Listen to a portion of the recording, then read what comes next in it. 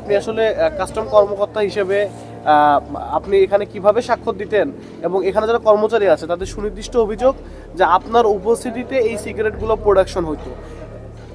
আমার উপস্থিতিতে এরকম কোনো সিগারেট উৎপাদন হতো না। আমি এই 3 দিন এখানে আসছি। এখানে এসে আমি 2টা ব্র্যান্ড দেখতে পারছি, একটা হচ্ছে সিনার গোল্ড আর হচ্ছে ঢাকা।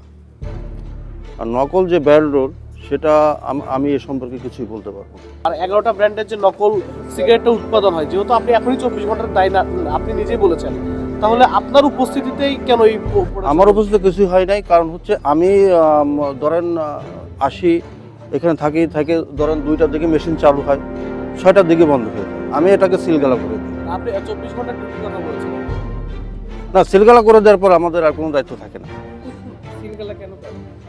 হ্যাঁ, যাতে পরে আর কোনো প্রোডাকশন এখানে আর হবে না। সিলগালা করে দেওয়ার পরে এখানে আর কোনো প্রোডাকশন হতে পারবে না। আমরা দেখেছি ওনারা পারমিশনের জন্য আবেদন করেছে মাত্র একটা ব্র্যান্ডের, কিন্তু 12 থেকে 14টা ব্র্যান্ডের নকল সিগারেট উৎপাদন করছিল। এজন্য ভোক্তা অধিকার সংরক্ষণ আইন 2009-এর 50 ধারায় আমরা নকল পণ্য উৎপাদনের দায়ে 2 লক্ষ টাকা জরিমানা করেছি এবং এখানকার যত ম্যাটেরিয়াল আছে সবগুলো রেখে আমরা সিলগালা করেছি।